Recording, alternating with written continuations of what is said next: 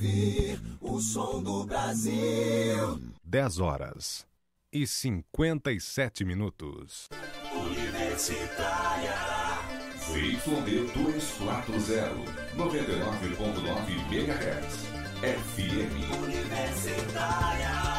Emissora da Universidade Federal de Pernambuco. Universitária.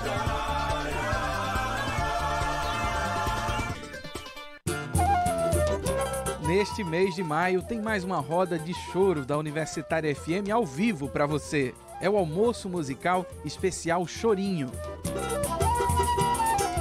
Desta vez, quem comanda é o flautista José Arimateia, que apresenta composições suas e clássicos do gênero. É nesta sexta, dia 31 de maio, ao meio-dia, ao vivo, no rádio, nas redes sociais e na tela da TVU. Eu gosto de brincar de detetive. Eu gosto de brincar de bola. Eu não gosto de brincar de esconde-esconde. O abuso sexual infantil é um assunto delicado no nosso país, seja pelo silêncio da vítima, que pode não entender o que está acontecendo, ou da família, que sente vergonha do abuso. Quebrar o silêncio é ajudar outras vítimas de abuso sexual infantil. As vítimas têm medo de falar o problema para alguém. Preste atenção. Alteração de humor, vergonha, agressividade, medo não são comportamentos normais. Fique ligado.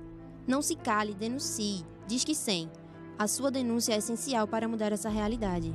Dia 18 de maio, Dia Nacional de Combate ao Abuso Sexual de Crianças e Adolescentes. Infâncias Protegidas. Quem é você na rede de proteção? Uma campanha do Observatório de Mídia e dos alunos de Rádio, TV e Internet da Universidade Federal de Pernambuco.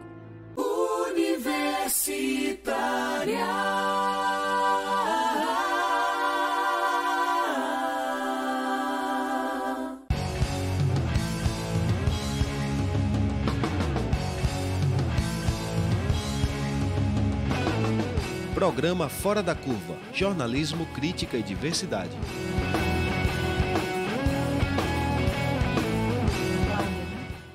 Olá, ouvinte das rádios Universitária 99.9 FM e da Universitária Paulo Freire 820 AM. Começa agora mais uma edição do programa Fora da Curva. Eu sou Paula Reis, jornalista e professora do Departamento de Comunicação Social da UFPE.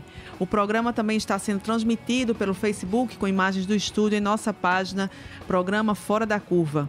A formação de uma polícia antifascista começou em 2016 no primeiro seminário para discutir a importância de uma polícia mais humana ou que tenha os direitos humanos como um freio para crimes bárbaros e para a violência praticada por policiais militares e civis. O debate cresceu em contraponto a toda a lógica de segurança pública que foi alimentada pelo presidente Bolsonaro desde a sua campanha e que é posta em pauta pelo seu governo sob o guarda-chuva do pacote anticrime do ministro da Justiça, Sérgio Moro. Por isso, o programa de hoje pergunta: a polícia antifascista tem espaço no governo Bolsonaro? Para responder essa questão, estamos recebendo a socióloga e especialista em violência contra a mulher, Ana Paula Portela. Olá, Ana Paula, seja bem-vinda. Bom dia, Paula. Muito obrigada pelo convite. Bom dia, ouvintes. Eu que agradeço. Estamos também com o presidente do Sindicato dos Policiais Civis de Pernambuco e membro do Movimento de Policiais Antifascistas, Áureo Cisneiros. Olá, Áureo, seja bem-vindo ao programa. Bom dia, Paula. Bom dia, Ana Paula Portela. Bom dia a todos os ouvintes do programa Fora da Curva. Quem quiser participar, enviando seu comentário sobre a pergunta de hoje, pode mandar sua opinião através da página facebook.com/programa Fora da Curva.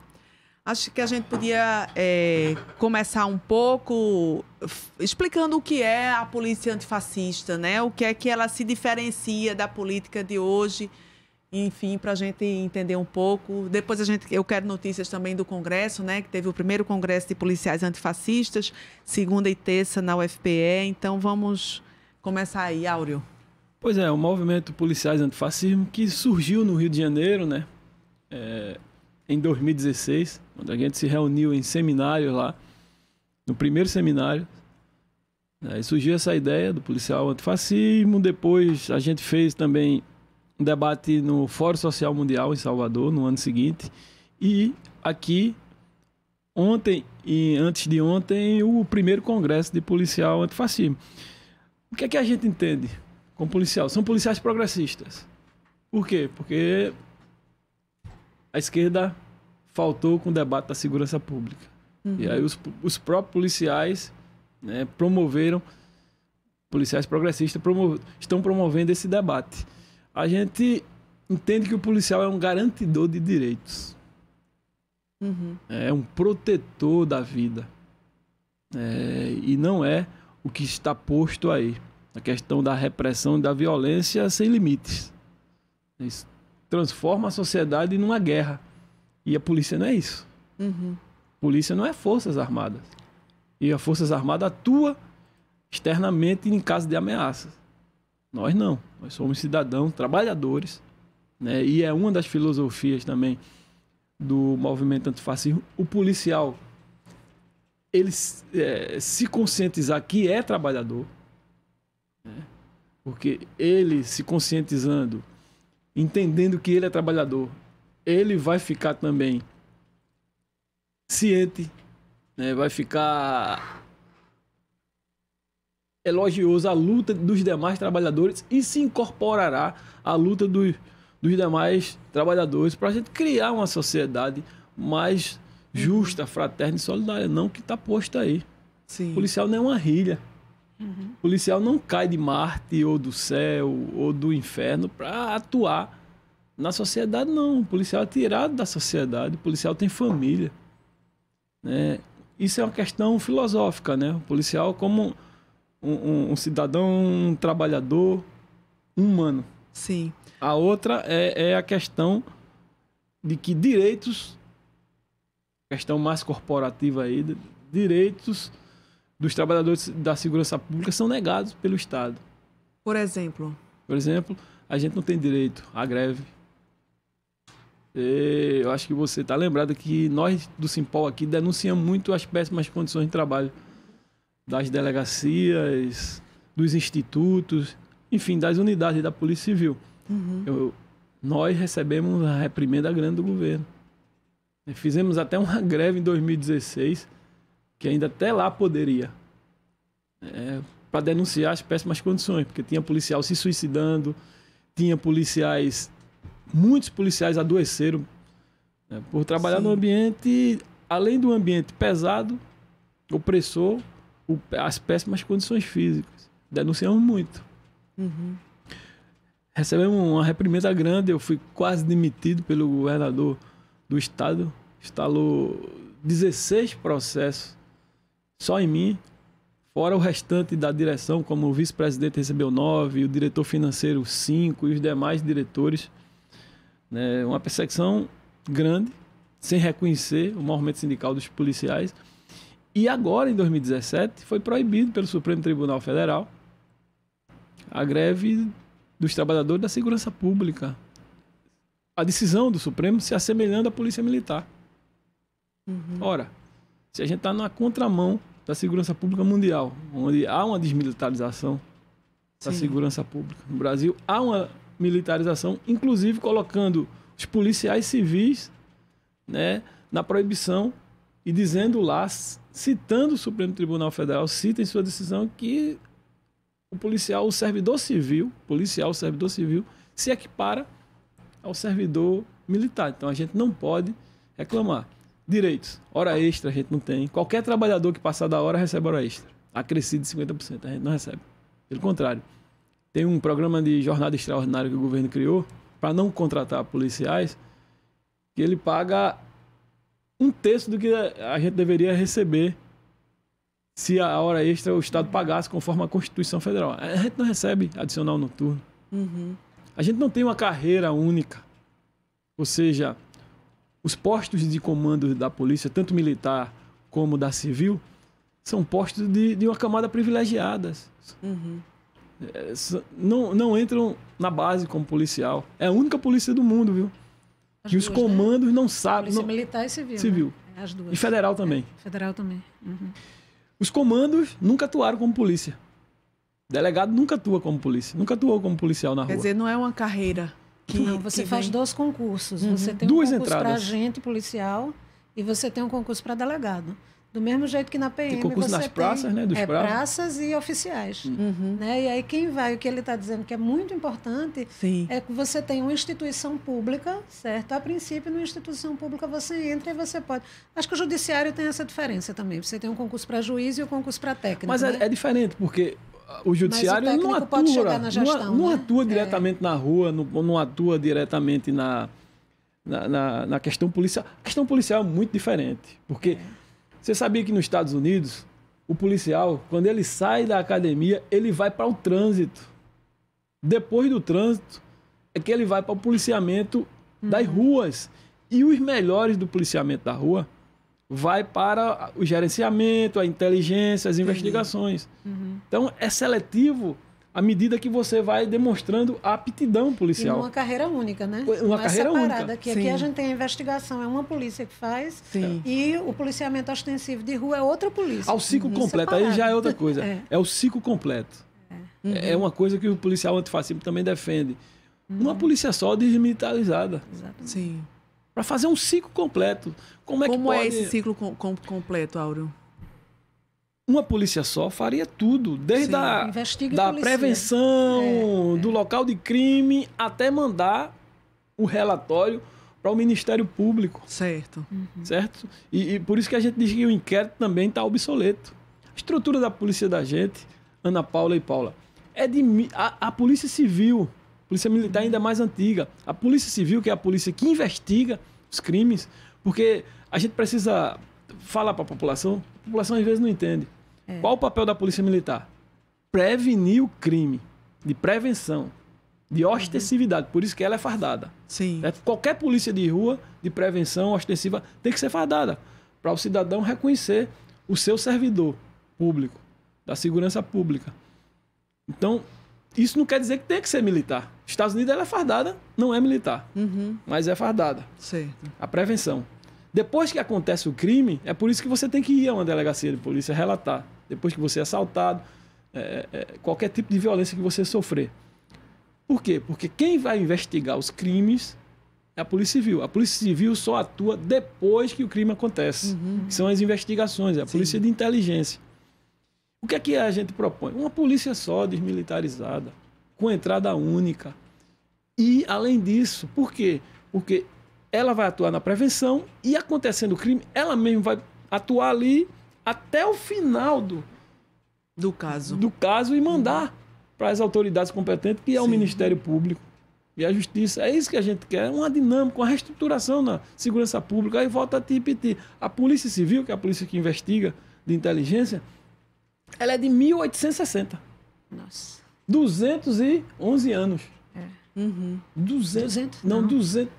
200? 1860. Então, 1960, 150 105, anos. pronto. 160, era do Segundo Império ainda.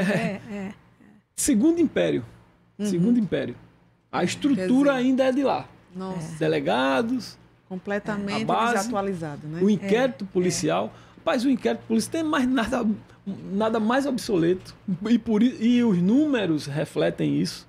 Eu acho que vale a pena explicar isso. Por que o inquérito policial é obsoleto? Acho que a população não entende. O inquérito policial são as apurações do crime que é feito na delegacia, muito burocrática. Demora muito, né? Por isso que a punição no Brasil é tão baixa e até os níveis de investigação.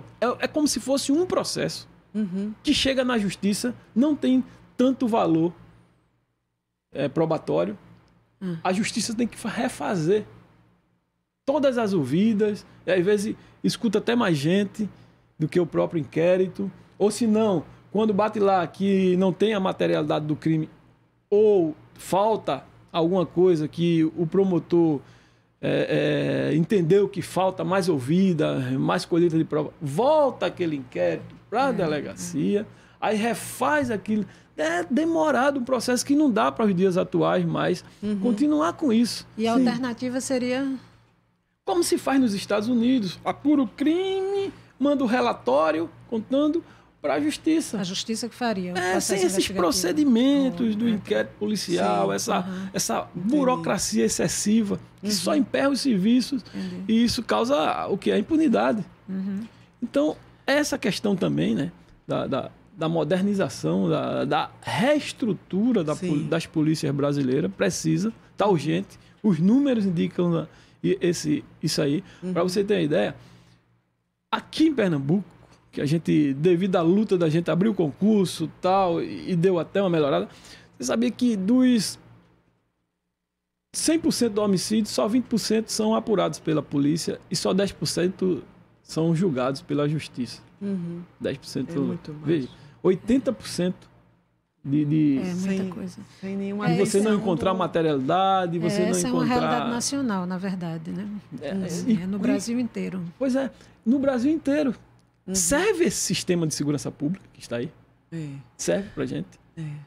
Ana Paula, e como é que você vê essa lógica, né, dos valores ou os princípios da polícia antifascista? Olha, eu acho que é uma movimentação muito bem-vinda. Eu acho que a democracia brasileira, ou a parte democrata da nossa sociedade e do nosso Estado, deve aplaudir uma manifestação ou uma movimentação como essa. Eu acho que se a gente lembra, nos últimos 30 anos, desde a partir da redemocratização, tudo que a gente obteve de conquista e de avanço no campo das políticas públicas, ou seja, no campo das respostas aos problemas sociais que a gente enfrenta aqui no Brasil, foi a partir da mobilização das próprias pessoas envolvidas naquela área. Então, o que é o SUS? Sim. Né? O SUS ele resulta do intenso, participação complexo social, né? processo de mobilização dos trabalhadores da saúde. Sim. Todos. Médicos, médicas, enfermeiros, enfermeiras, o pessoal de fisioterapia, nutrição, atendentes, auxiliares e tal. Então, você tem desde o final dos anos 70 e durante os anos 80 inteiro uma intensa mobilização desses profissionais, que são as pessoas que mais conhecem a área, né, em que os problemas da saúde acontecem, e foram elas que produziram a proposta de um modelo de sistema de saúde e um modelo de política de saúde e são eles também que implementam, claro. Sim. Né, isso em intenso diálogo com a sociedade, que é quem recebe o serviço. O mesmo aconteceu na educação.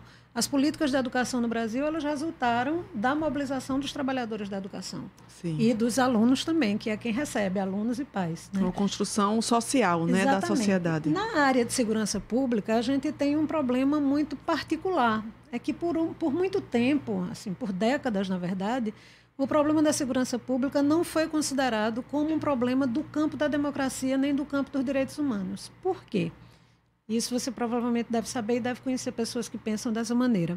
A maior parte das pessoas acredita que a violência e a criminalidade ela é um resultado direto dos problemas sociais. Né? Então, ele é resultado da pobreza, do desemprego, social, da desigualdade, né?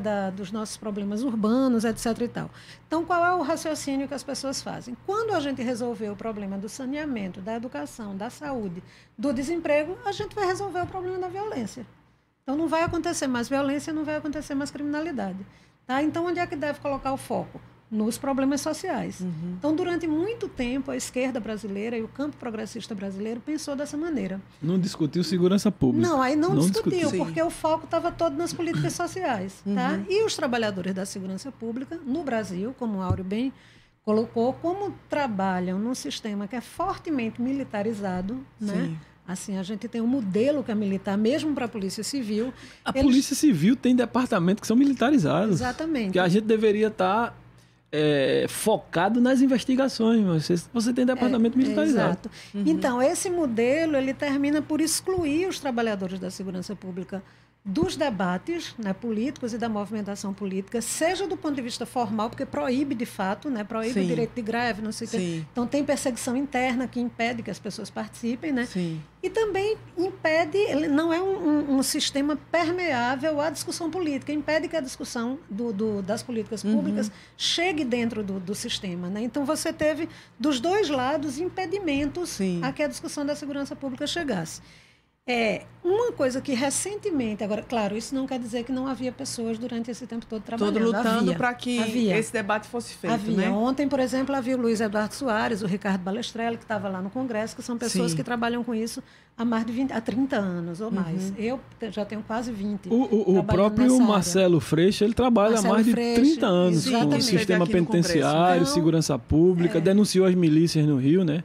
Foi o presidente da CPI. Só para concluir, então sempre houve, agora a gente não conseguia abrir um espaço grande dentro da agenda de esquerda para o debate sobre segurança pública. Aí a gente vai ter algumas iniciativas nos últimos anos, que aí são iniciativas que tentam mudar esse cenário. Então, tanto tem a organização política e sindical dos trabalhadores da segurança, como teve todo o processo das conferências estaduais e nacionais de segurança pública, que infelizmente elas foram interrompidas, como há aqui no estado de Pernambuco e agora no Nordeste o Fórum Popular de Segurança Pública.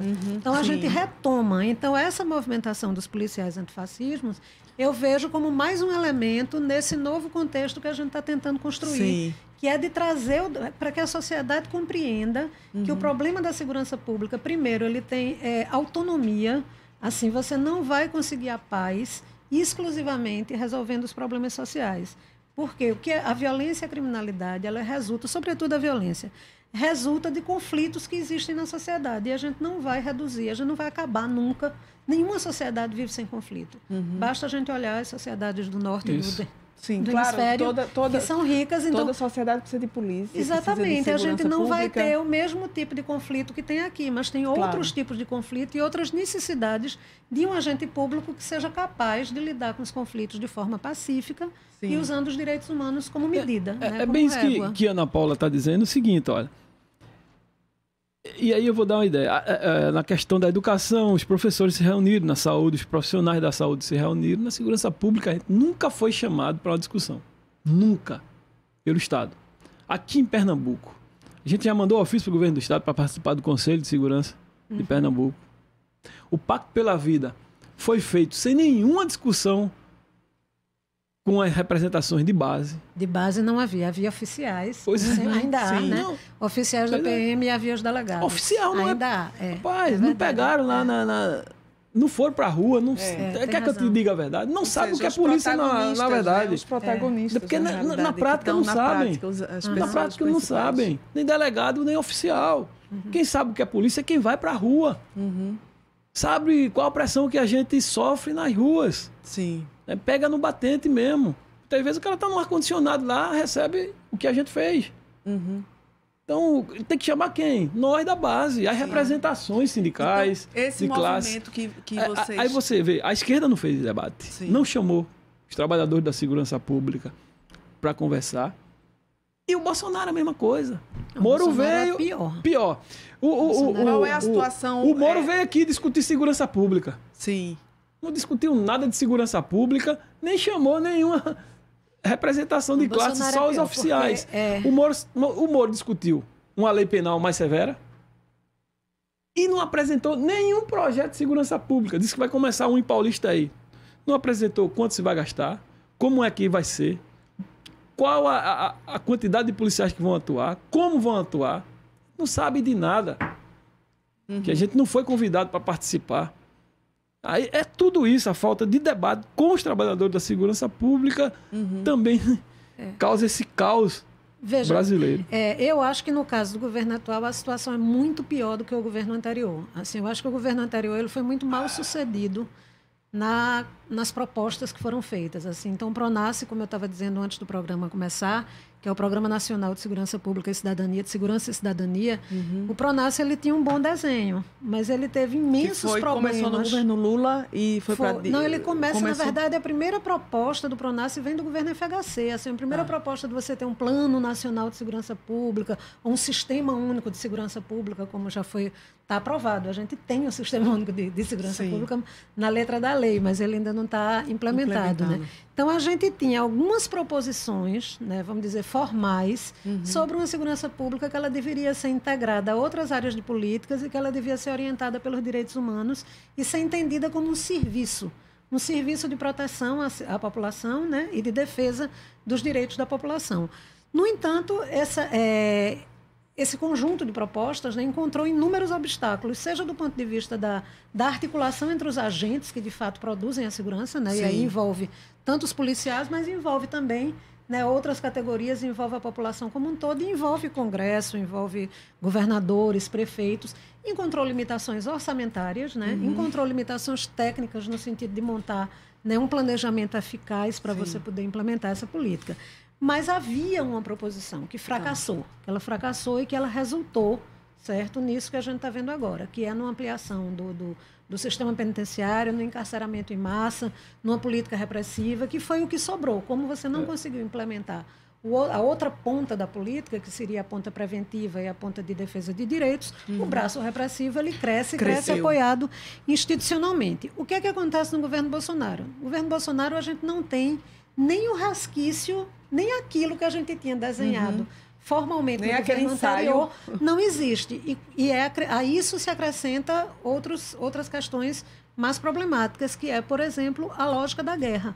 Sim. O governo Bolsonaro ele opera com a lógica da guerra e com a lógica do inimigo. Então, ele torna claro e assume como política de governo, como proposição governamental, alguma coisa que existia de maneira informal nos governos anteriores, que é essa ideia de que existe um inimigo interno. Esse inimigo interno ele é o bandido. Quem é esse bandido? É o jovem preto pobre que mora na periferia. É isso aí, Ana Paula, que eu queria colocar. Olha, a guerra não começou agora. Estou de acordo com você que o governo Bolsonaro não tem plano, né, e incentiva o aumento dessa guerra interna. Exatamente. Mas a guerra interna não começou agora. Não. É preciso esclarecer isso, que nos últimos 15, 16 anos se encarcerou muito no Brasil. Não, o pior período brasileiro é esse. Pois é. É o pior, triplicou. Concordo com você plenamente. O governo Bolsonaro não tem plano. É um desastre, inclusive.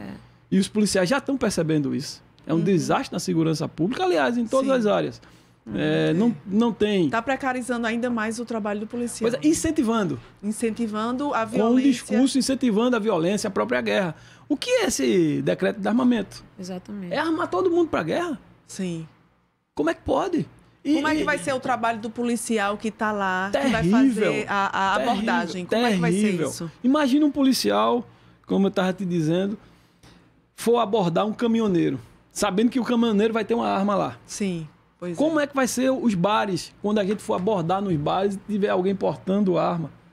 Briga de trânsito. Isso. Como é que vai ser isso? A violência doméstica.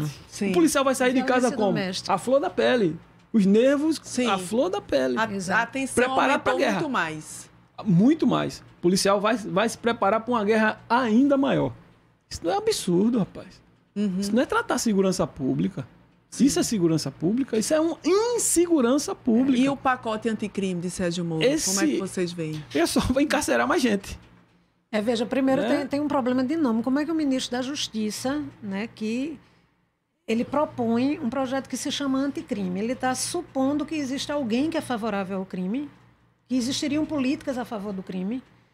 Ele está propondo um projeto penal, de política penal. Não é um projeto anticrime. O ministério dele é um ministério que está voltado para a questão do crime, certo? Então, para a questão do combate ao crime. Ele apresentou o projeto, não disse qual é o orçamento do projeto. Nem tem um diagnóstico. Não tem plano. Nem diagnóstico. Não tem plano, tem diagnóstico. Você vê, está aumentando as penas. Está tirando o instrumento da condicional. Totalmente equivocado. Porque Como é essa questão da Essa questão da condicional e da questão de mandar o preso para ele voltar depois, que é o Instituto da... Quer acabar, o Instituto da... Todo final do ano tem. Do indulto. Do indulto. Quer acabar com esse Instituto Condicional. Tem pesquisa que só 4% dos presos aqui não votam. E da reincidência também é muito baixo o número.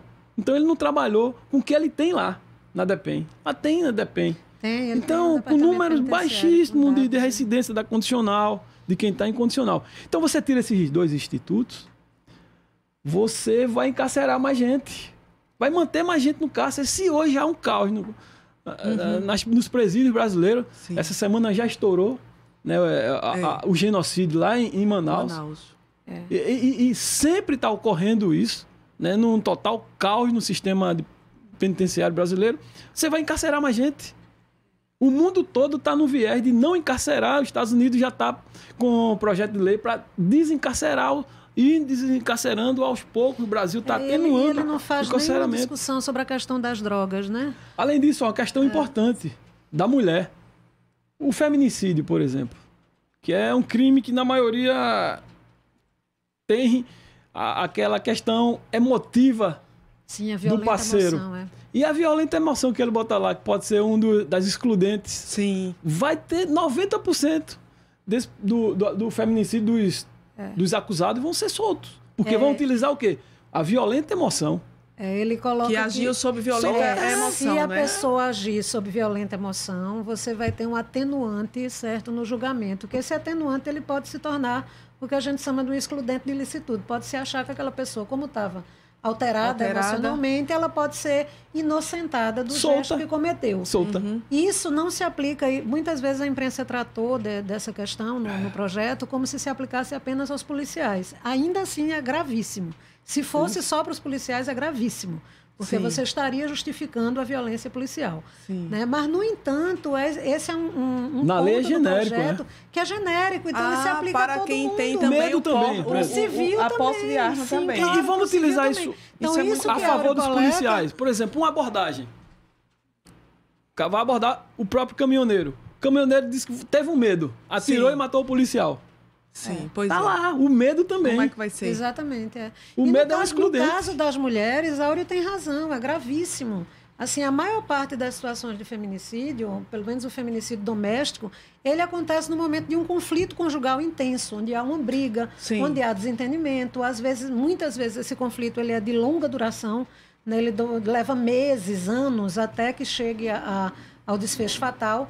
E nesse processo, como a gente bem sabe, né, as pessoas ficam perturbadas emocionalmente. Então, é possível que os advogados de homens que matam suas esposas, suas companheiras ou ex-companheiras, utilizem esse argumento. Ele estava sob violenta emoção e eles podem vir a ser inocentados. Foi um projeto muito mal feito. Foi um projeto utilizando o discurso de campanha do Bolsonaro e utilizando o senso comum. Não foi um projeto de estudo, não. Exatamente. Não foi um projeto. Agora, o senso comum é o seguinte: cada um, eu quero ter minha arma para me proteger. Como é que vocês analisam isso?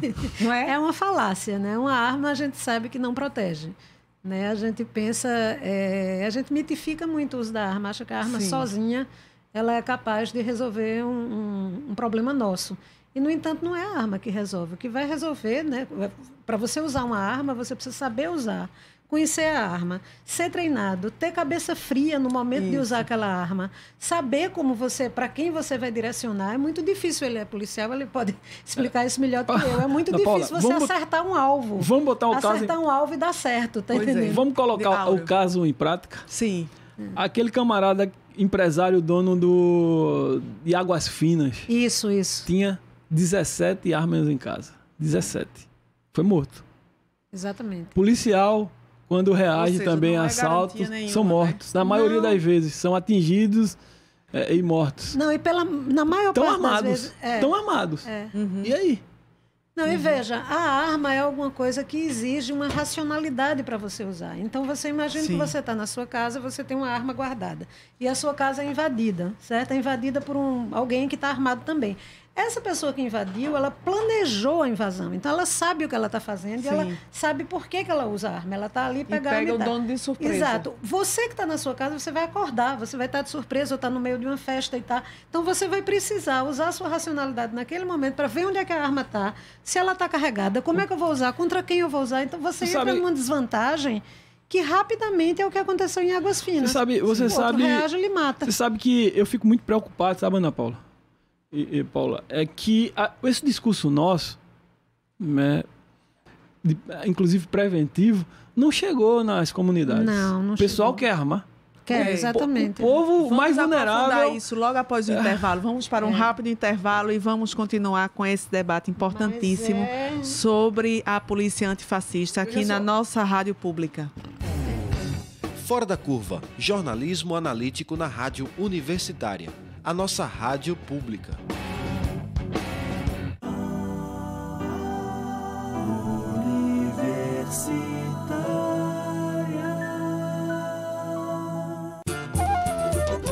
Neste mês de maio tem mais uma roda de choro da Universitária FM ao vivo para você. É o almoço musical especial Chorinho. Desta vez, quem comanda é o flautista José Arimateia, que apresenta composições suas e clássicos do gênero. É nesta sexta, dia 31 de maio, ao meio-dia, ao vivo, no rádio, nas redes sociais e na tela da TVU.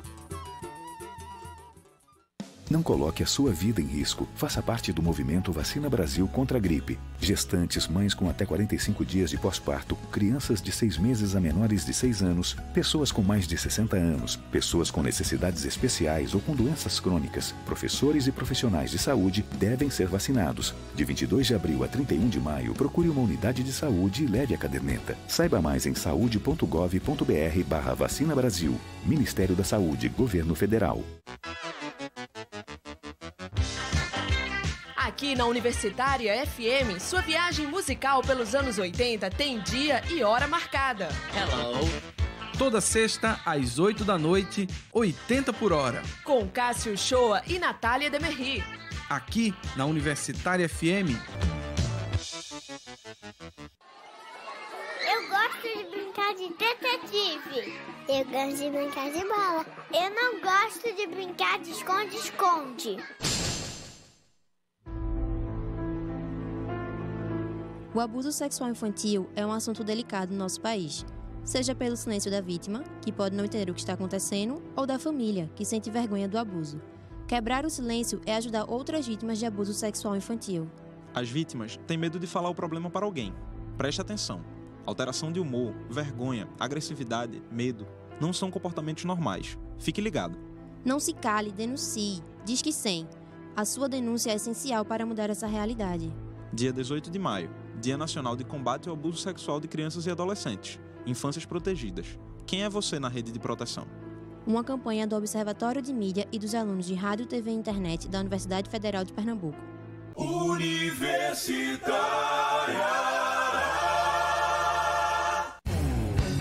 Programa Fora da Curva. Informação a serviço da maioria. O programa Fora da Curva está de volta e hoje estamos perguntando: a polícia antifascista tem espaço no governo Bolsonaro?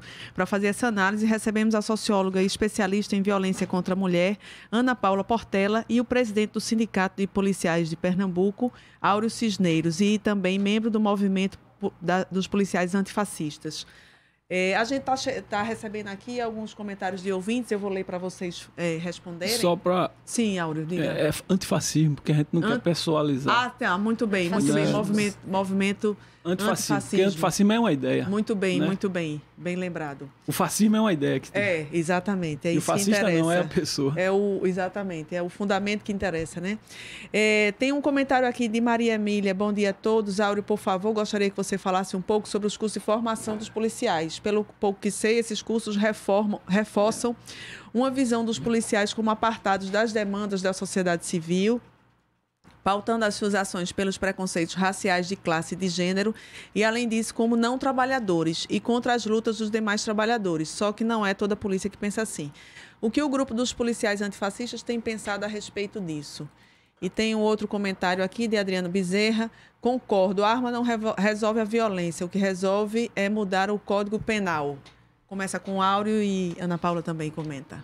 Veja só, essa questão do policial antifascismo, ele mexe toda a grade curricular também da formação policial. Uhum. A formação policial é uma formação ainda que vem de 64. Uhum. Tem muito peso. 64 tem muito peso na formação policial.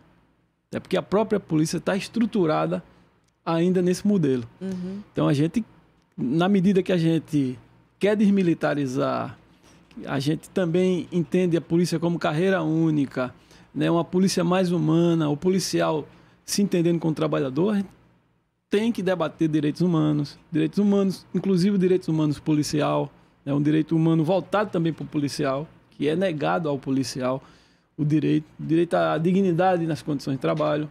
Sabia que tem policial que cegou trabalhando no IML, fazendo necrópsia?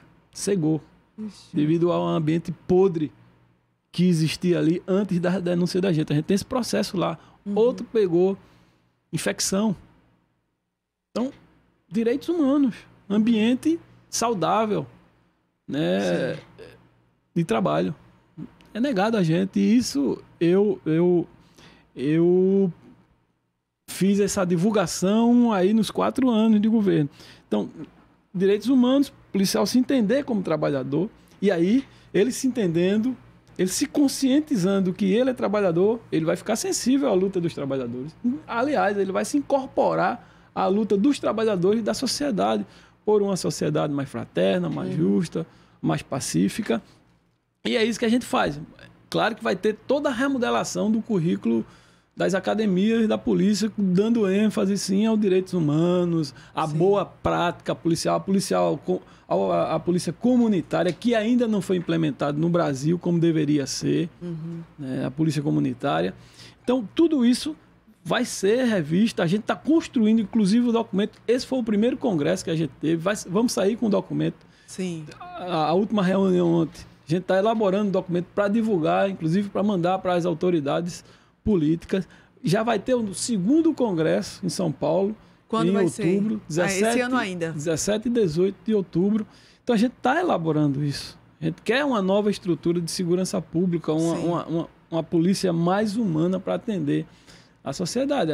Aliás, policial é servidor da sociedade. E a questão da lei anticrime, da questão do Código Penal. Do Código Penal, da mudança do Código Penal. Não, mais severo, eu não concordo. Eu não concordo porque o Código Penal só... Rapaz, eu trabalhei na polícia. A polícia é muito focada aonde? A ideologia da polícia equivocada é o quê? É você higienizar a sociedade. Porque quem é que estão nos presídios hoje? Sim. Jovem, preto, da periferia. Isso não é discurso de vitimismo, não, sabe? Que tenha uma certa... Não, principalmente a turma da direita. São números concretos. A turma que quer ver a coisa pegar fogo. Sim. Que é o discurso da guerra interna, que não serve a ninguém. Então, não, que é vitimismo. Que vitimismo? Está aí as estatísticas para dizer. Há uma diferença, né, nesse tratamento. Olha, quando na abordagem policial? Completamente. Rapaz, é como eu disse a vocês aqui no intervalo. Olha, no Brasil inteiro. Olha só, e na prática, eu saí da delegacia há 4 anos apenas. O policial militar, quando pegava alguém na periferia, com, como eu te disse aqui, $4 de maconha, R$200 no bolso, leva para a delegacia, se autua, o cara muitas vezes é viciado, consumidor, muitas vezes autua o camarada como traficante, que mora na periferia, negra, jovem, é suspeito de ser tráfico. Autua, manda para o presídio. Lá no presídio, esse caos penitenciário, ele vai se criminalizar mesmo, ele vai se formar no crime. Né? Porque você sabe, Ana Paula Portela, as facções, todas elas foram criadas dentro das penitenciárias, devido ao caos penitenciário. Todas elas foram criadas dentro dos presídios.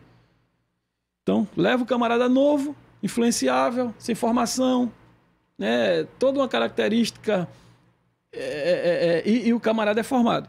Quando pega um camarada em boa viagem, que ele está com $5 de maconha, 500 ou R$1.000 no bolso, leva para a delegacia, o cara sai na mesma hora porque é considerado consumidor.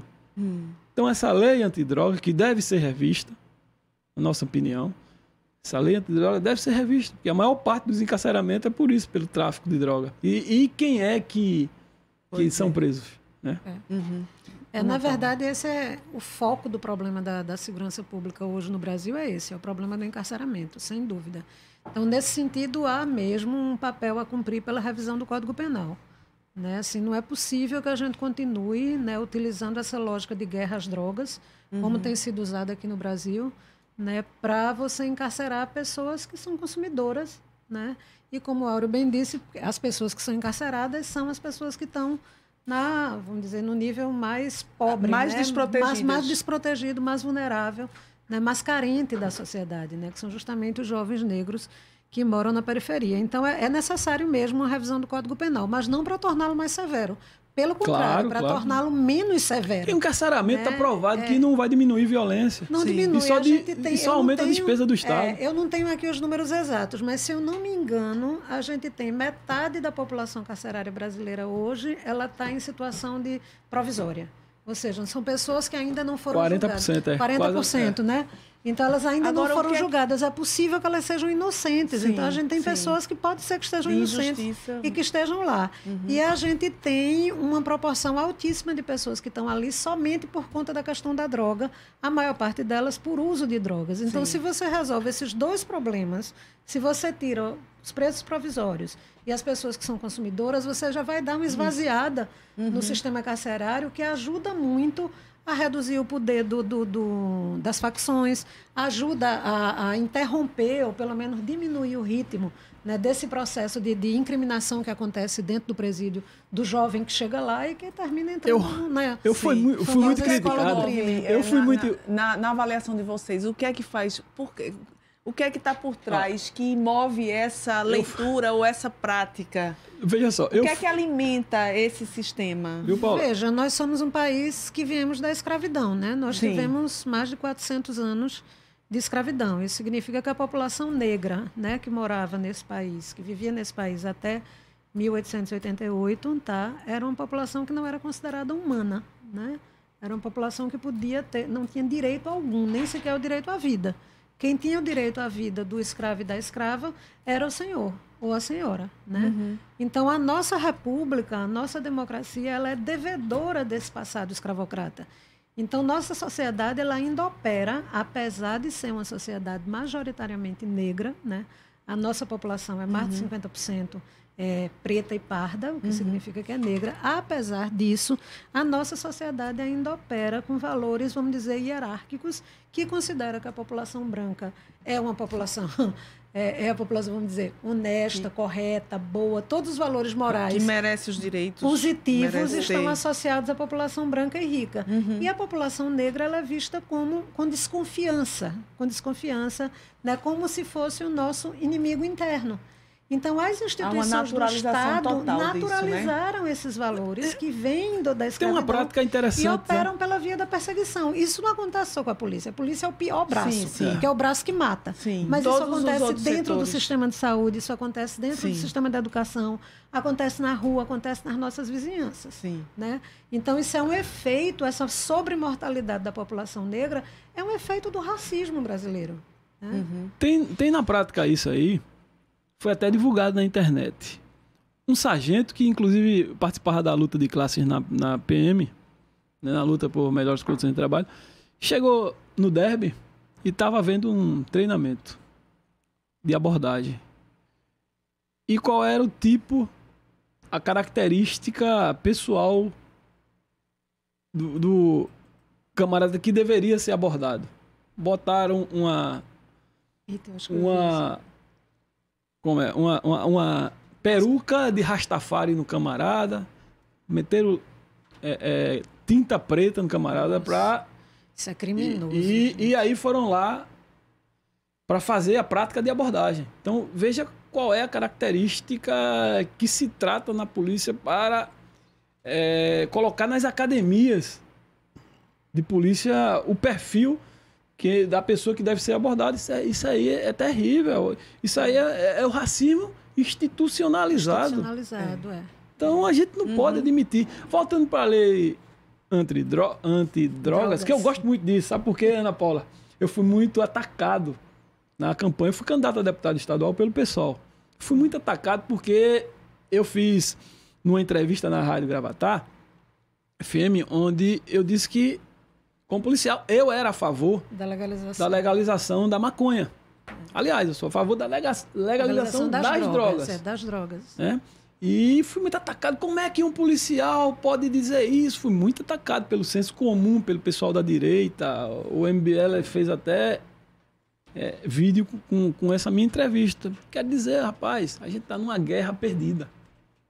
Está numa guerra que os Estados Unidos decretou na década de 70 e 80, que não surtiu efeito. Primeiramente, a guerra contra o tráfico. Hoje você encontra maconha, cocaína, as anfetaminas em qualquer esquina das civilizações do mundo, das cidades do mundo, não é só no Brasil, não.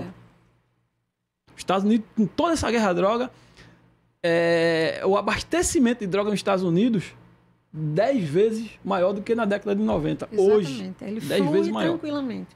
E, aliás, aliás, é uma guerra que tem vencedores, né? Tem muita gente ganhando dinheiro com a ilegalidade das drogas. Fortunas. Ana Paula, tem pesquisas feitas que das atividades empresariais no mundo, a sexta mais rentável é o tráfico de drogas. Agora, esses cabas não são presos. Não são presos. Rapaz, Teve um caso nos Estados Unidos que a polícia pegou um caminhão carregado de dinheiro para um banco. Eu vou dar o nome do banco. HSBC. Para lá. De origem do tráfico. Então, o tráfico hoje é o 6º movimento empresarial que mais ganha dinheiro no mundo. Veja, então, tem muita gente ganhando dinheiro com tráfico. Agora, quem é preso? Aqui tem um exemplo, Ana Paula. Aí a gente faz uma cortina de fumaça. Tem exemplo. Não, e você Foi um helicóptero pego com 500 quilos de maconha. Não foi? Maconha não, cocaína. Cocaína, de pó. Muito mais dinheiro, vale muito mais. 500 quilos de pó. Ninguém preso. Até hoje ninguém sabe quem é o proprietário do helicóptero. Todo mundo sabe. Sim, mas nem não, aquele negócio. Sai, a polícia não sabe, mas todo mundo sabe de quem é o helicóptero. Ninguém foi preso. Agora, na periferia, todos os dias são dezenas de jovens negros da periferia presos com 4, 5 dólares de maconha e entra como traficante. Eu acho que qualquer pessoa que queira discutir seriamente o problema da criminalidade e o problema da segurança pública, não só no Brasil, mas em qualquer lugar do mundo, ela vai ter que levar em consideração a questão das drogas e a questão desse mercado de drogas. O mundo está nesse viés. Exato. O mundo está nesse viés. Eu concluí. Eu acho que a gente tem que pensar em duas pontas. Você tem, por um lado, o mercado, que ele é muito volumoso, extremamente rentável. Você tem uma circulação de dinheiro e uma ocupação de pessoas nessa ocupação aí no tráfico, que é imensa e que isso poderia muito bem ser absorvido pelo mercado lícito. Por que não essas pessoas trabalharem, esse dinheiro não circular, né, sob a forma de dinheiro lícito, com cobrança de imposto, né, com tudo aí isso, vai seria entrar algo que uma beneficiasse... discussão com a saúde, que eu sei que boa parte da isso saúde é uma também... ponta. O Estado tem o controle da produção, da distribuição do consumo. Ponta, você tem a questão do usuário, você tem a questão do direito individual das pessoas de usarem substância que quiser e de usar isso em condição de segurança.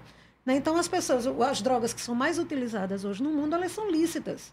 O álcool, por exemplo, é uma droga muitíssimo mais danosa do que a maconha, por exemplo, e do que outras drogas também. Né? O álcool, eu já trabalhei com drogas, trabalho com redução de danos, eventualmente, é uma das drogas mais difíceis de você interromper a dependência, de você fazer tratamento e a pessoa parar de beber. Quem bebe, certamente muitos dos ouvintes têm parentes ou já passaram por essa situação, sabe como é difícil parar de beber. E, no entanto, é uma droga lícita. Todos os remédios, os psicotrópicos, né? Assim, os ansiolíticos, essa coisa toda, você tem um altíssimo nível de uso e é lícito. E são drogas também muito danosas. Elas têm que ser usadas com prescrição médica, com cuidado, tem tarja preta. Então, quer dizer, o Estado brasileiro, não só os estados, tem toda a capacidade de regular drogas perigosíssimas, como o álcool e os psicotrópicos. Por que não poderiam regular as outras drogas que são menos perigosas? Por exemplo, a maconha. A maconha é praticamente inócua. Assim, você tem uma infinidade de estudos hoje no mundo inteiro que demonstra que a maconha, pelo contrário, ela é uma droga que beneficia muitas condições. Tem uso medicinal para várias situações, inclusive para a ansiedade. Algumas pessoas se beneficiam do uso da maconha, do óleo de maconha, né, para a ansiedade, assim como outras usam Rivotril ou outro tipo de remédio. Então, quer dizer, você tem duas pontas aí do problema que a gente poderia olhar de uma maneira muito mais positiva e que a legalização das drogas, elas beneficiariam tanto a economia, o Estado, as políticas públicas, porque você entraria, parte desse dinheiro que circula ilegalmente, entraria sob a forma do imposto para você usar na melhoria das políticas públicas. E beneficiaria a população, tanto porque garantiria o direito individual das pessoas usarem as substâncias que quisessem, né, como daria também condições de segurança para que elas usassem, segurança para a saúde. E a própria campanha, Ana Paula, de isso preventiva. Reduziria a criminalidade. Você faz uma campanha preventiva de drogas, né, como... Eu gosto de citar muito o caso do tabagismo. Sim. Uma geração antes da minha, de cada 10 pessoas, 8 fumavam. Na minha geração, devido às campanhas preventivas, de cada 10, apenas 2 fumavam. E não precisou proibir. Não é proibido o cigarro. Se você quiser, você compra. Sim. Mas as pessoas pararam de usar. E além disso, aí você vai na prevenção, o dano que causa. Houve então toda uma política. E além disso, né, quem está morrendo aí nessa questão da guerra às drogas? Periferia, jovem, negro, da periferia. E o policial. É por isso que eu sou sindicalista. Né? Eu preciso também defender. E a principal mola minha como sindicalista é defender a vida do policial. Se nós estamos morrendo muito nessa guerra que não traz insana, que não traz benefício nenhum para a sociedade, porque eu vou continuar com o discurso de mais repressão, de mais policiais mortos, eu não posso. Tem uma pergunta aqui de um ouvinte, Moacir Guerreiro, ele pergunta a Cisneiro como o policial que defende os direitos humanos é tratado dentro das corporações. É complicado, mas aí o papel de um sindicato também é esse, sabe? De estar esclarecendo. Hoje, na Polícia Civil, a gente já não tem tanta resistência, porque a gente abre muito esse debate. Inclusive, deve ter muitos policiais assistindo esse programa, porque nós divulgamos. Então, a gente faz muito esse trabalho. Na Polícia Militar, a gente já tem um quadro diferente, porque temos muito relato que é muito difícil entrar com esse discurso de direitos humanos. Mas aí não é culpa do policial. É culpa da formação do Estado. A estrutura não permite. O Estado se omite. O Estado se omite de debater isso com os policiais. Sim. Não tem claro debate. Que a polícia antifascista é melhor, inclusive, para todos, né? Inclusive para o policial, lógico. Pois é, a ideia porque é uma polícia que se baseia na ideia de lhe proteger, de proteger a sociedade e de garantir os direitos, né, da população. Ou seja, o que é que a gente pode querer mais da polícia do que isso? Pois a ideia é justamente isso que a Ana Paula disse. Garantidora de direitos e de proteção à vida. A polícia não pode ser um incentivo à morte. Agora, isso para toda a população e não só para os brancos e ricos. Pois é. Né? Pois é. Não, claro, para toda a população. Como é que vocês avaliam e analisam ou alertam o ouvinte que pensa, que defende que bandido bom é bandido morto? Olha, eu acho que tem que parar e pensar um pouquinho nisso, né? Assim, por que a gente vai assumir uma ideia de que alguém deve morrer? Se existe um sistema de justiça, né? Se existe uma lei, se a gente vive numa democracia, né? Por que você faz esse raciocínio tão rápido de que o Estado deve matar? O Estado não pode matar. A gente vive num Estado democrático de direito, ninguém pode matar. A obrigação do Estado é proteger, né? A obrigação do Estado é proteger, prover as políticas. Um bandido, entre aspas, uma pessoa que comete um crime, qualquer pessoa pode vir a cometer um crime, né? Ninguém está longe disso, né? Mas com a lei do Moro, o Estado vai poder matar. Exato. Mas, assim, qualquer pessoa que comete o crime, ela tem o direito a um julgamento justo. Então, ela deve ser punida de acordo com o tamanho do crime que ela cometeu. Sim. Então, ela deve ser punida de acordo com o Código Penal da gente. Mas matar é alguma coisa que não está prevista no nosso Código Penal. Pelo contrário, está prevista como crime, seja quem for o autor do crime. Veja só, há 2000 anos, Jesus já dizia isso. E era contra, inclusive revogou isso do Antigo Testamento. Matar, por que matar? Resolve. Nós não vamos combater violência com violência. Combater a violência matando. O Estado sendo o violentador. Não, isso é ilógico. O Brasil está entrando num discurso totalmente contrário ao mundo. E existe uma lógica aí nessa ideia, que é de que você vai um dia exterminar todas as pessoas que cometem crimes. Assim, se você matar todo mundo, nunca mais vai aparecer outro criminoso. Não é assim. Não, né? Inclusive, eu não sei se vocês viram, rodou essa charge, que eu não me lembro agora o autor, muito interessante, que dizia assim, o pai perguntando ao filho, papai, se as pessoas matarem, sei lá, se a sociedade matar todos os bandidos, como é que vai ficar? Aí o pai para assim e pensa... Só vão ficar os assassinos. Mas Exatamente. Que são bandidos também. A pessoa que mata é um criminoso também. Qual é o estereótipo do bandido? Os que são encarcerados. E que são mortos também. É o preto pobre, né? Jovem. E o grande bandido, que está lá tirando as verbas da saúde, da segurança, da educação, tá aí. É muito complexo, complexo, mas eu tenho certeza absoluta. Não estou dizendo isso, defendendo... A violência não, viu?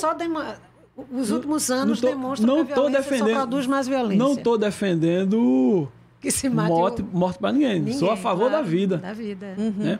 E outra coisa, agora a esquerda também não pode se negar a discutir corrupção.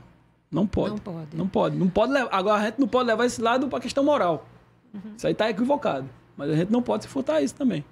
que é a um gente está causador da finalizando violência. o programa, eu queria que você desse notícias de como é que vai ser o encaminhamento dessas discussões no Congresso, enfim, como é que vocês veem aí, apesar de termos, né, toda essa conjuntura desse pacote anticrime, como vocês já avaliaram aqui, né, que não resolve, enfim, mas de alguma forma a crise também gera uma produção, gera uma articulação maior, gera uma rede. Como é que vocês veem aí daqui para frente? Veja só, o movimento antifascismo vai colocar esse relatório, a gente já tem muito embasamento, né, porque o movimento antifascismo é forte no Rio de Janeiro, forte aqui em Pernambuco, forte na Bahia, forte no Rio Grande do Norte. São estados que têm um nível de violência extremo, né, extremado. Então, o relatório aqui do Pacto pela Vida, a gente está monitorando sempre. Né? Então, inclusive, as falhas do Pacto pela Vida, que são muitas hoje, são muitas. Né? Não há conselho. Inclusive, o Bolsonaro acabou com o Conselho Nacional de Segurança Pública. Né? Como é que vai ser o diálogo? Não tem diálogo. Ele não quer dialogar com ninguém. E não tem plano de segurança. Aliás, não tem plano de educação, não tem plano de saúde, não tem plano de nada. É um governo senso comum. Que então vai sair esse documento do Congresso, vocês vão levar o quê? Para nível do Legislativo? Sim, a gente vai entregar aos deputados federais, inclusive esses que participaram do Congresso vão ser o canal de abertura. A gente está aí querendo abrir um debate, inclusive de uma audiência pública na Câmara Federal. Construir e ir com as nossas propostas de carreira única, desmilitarização, né, de ciclo completo, de toda uma nova estrutura de valorização policial, né, de participação da sociedade na construção disso. Por isso que a gente fez na Universidade Federal. A gente queria que alunos, professores contribuíssem com o nosso debate e foi muito bom. Ou seja, não é só da categoria, é da sociedade como um todo, pois né? É. Áureo Cisneiros, agradeço muitíssimo a presença, presidente do Simpol, Sindicato dos Policiais Civis de Pernambuco e membro do movimento antifascista, da Polícia Antifascista. Obrigada pela presença. Ana Paula, rapidamente, em 1 minuto. Não, eu queria agradecer mais uma vez o convite para participar e sugerir a Áureo que esse documento ele também seja entregue ao Fórum Nordestino, Fórum Popular de Segurança Pública do Nordeste. Espero para participar do fórum também. Olha aí, que beleza. Eu não estou acompanhando cotidianamente, não. Mas por acaso hoje eu vou ter uma reunião com o pessoal do fórum e claro que eu vou tratar disso e as pessoas participaram lá do Congresso. Né? Eu acho que é importantíssimo fazer esse diálogo com a sociedade civil e com os grupos populares e de comunidades. A polícia é feita para a sociedade. Que é quem sofre, né, os efeitos dessa política nefasta de segurança pública. Obrigada, Ana Paula Portela, socióloga e especialista em violência contra a mulher. Este programa foi produzido por mim, Paula Reis, Larissa Evelyn e Guilherme Falcão. Nas redes sociais, Larissa Evelyn e Vitor Aguiar. Trabalhos técnicos de Chico Rocha. Obrigada, Chico. Acompanhe o Fora da Curva nas nossas redes sociais. E vamos para o bolinho de parabéns para o nosso diretor, Zé Mário Austragésilo. Boa tarde.